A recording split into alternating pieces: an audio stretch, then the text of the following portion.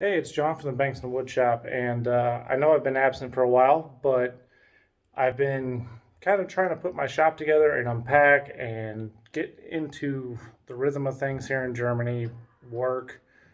I'm going to show you a pretty cool video here, probably in a few weeks, of the wood shop on post. Sorry, this isn't a very thought out video, I'm just kind of winging it right now.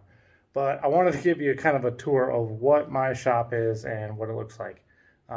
Right now, I'm in the basement of one of the residential buildings here. So it's not very tall and it's all made out of cement. But everything that I own is currently just kind of thrown around.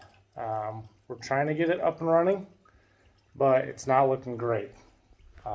There's only one outlet in here, so I'm gonna have to try to figure out power and everything. And this is the current mess on my CNC that I have to put away that came from all of these boxes. So bear with me. I'm trying to get things situated here, and then there will be more woodworking content coming up. But again, sorry for the hiatus. Just trying to get back in the swing of things. Please don't forget to like, share, and subscribe, and I will see you guys later.